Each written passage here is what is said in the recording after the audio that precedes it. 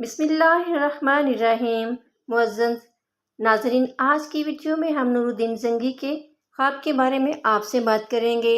ایک رات سلطان نور الدین زنگی رحمۃ اللہ علیہ عشاء کی نماز پڑھ کر سوئے کہ اچانک اٹھ بیٹھے اور نم آنکھوں سے فرمایا، میرے ہوتے ہوئے میرے آقا دو عالم صلی اللہ علیہ وآلہ وسلم کو کون ستا رہا ہے؟ آپ اس خواب کے بارے میں سوچ رہے تھے جو مسلسل 3 دن سے انہیں آ رہا تھا، اور آج پھر چند لمحوں پہلے انہیں آیا، جس میں سرکار دو عالم نے 2 افراد کی طرف اشارہ کر کے فرمایا کہ یہ مجھے ستا رہے ہیں۔ اب سلطان کو قرار کہاں تھا۔ انہوں نے چند ساتھی اور سپاہی لے کر دمشق سے مدینہ جانے کا ارادہ فرمایا۔ اس وقت دمشق سے مدینہ کا راستہ 20-25 دن کا تھا، مگر آپ نے بغیر آرام کیے یہ راستہ 16 دن میں طے کیا۔ مدینہ پہنچ کر آپ نے مدینہ آنے اور جانے کے تمام راستے بند کروا دیے اور تمام خاص و عام کو اپنے ساتھ کھانے پر بلایا۔ اب لوگ آ رہے تھے اور جا رہے تھے، آپ ہر چہرہ دیکھتے مگر آپ کو وہ چہرہ نظر نہ آئے۔ اب سلطان کو فکر لاحق ہوئی اور آپ نے مدینے کے حاکم سے فرمایا، کیا کوئی ایسا ہے جو اس دعوت میں شریک نہیں؟ جواب ملا کہ مدینے میں رہنے والوں میں سے تو کوئی نہیں، مگر 2 مغربی زائر ہیں جو روضہ رسول کے قریب ایک مکان میں رہتے ہیں، تمام دن عبادت کرتے ہیں اور شام کو جنت البقیع میں لوگوں کو پانی پلاتے ہیں، جو عرصہ دراز سے مدینہ میں مقیم ہیں۔ سلطان نے ان سے ملنے کی خواہش ظاہر کی۔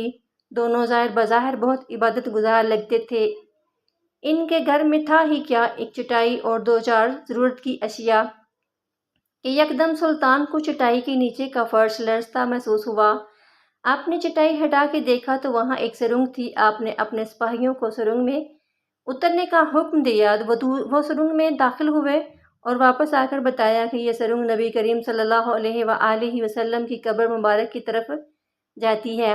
یہ سن کر سلطان کے چہرے پر غیظ و غضب کی کیفیت طاری ہو گئی۔ آپ نے دونوں زائرین سے پوچھا کہ سچ بتاؤ کہ تم کون ہو؟ حیل و حجت کے بعد انہوں نے بتایا کہ وہ یہودی ہیں اور اپنی قوم کی طرف سے تمہارے پیغمبر کے جسد اقدس کو چوری کرنے پر مأمور کیے گئے ہیں۔ سلطان یہ سن کر رونے لگے۔ اسی وقت ان دونوں کی گردنیں اڑا دی گئیں۔ سلطان روتے جاتے اور فرماتے جاتے کہ میرا نصیب کہ پوری دنیا میں سے اس خدمت کے لیے اس غلام کو چنا گیا۔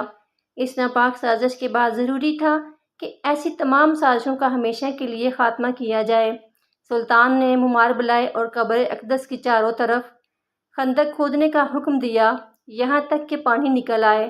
سلطان کے حکم سے اس خندق میں پگھلا ہوا سیسہ بھر دیا گیا۔ سیسے کی یہ خندق آج بھی روضہ رسول صلی اللہ علیہ وآلہ وسلم کے گرد موجود ہے۔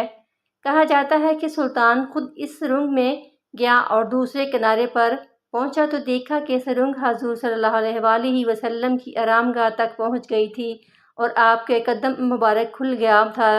سلطان نے قدم مبارک چوم کر اس سرنگ کو بھروایا۔ رسول اکرم صلی اللہ علیہ وسلم، ان کے صحابہ رضوان اللہ علیہ اجمعین، حضرت ابوبکر رضی اللہ تعالیٰ عنہ، حضرت عمر رضی اللہ تعالیٰ عنہ کی قبور کی بے حرمتی کرنے کی بار بار کوشش کی۔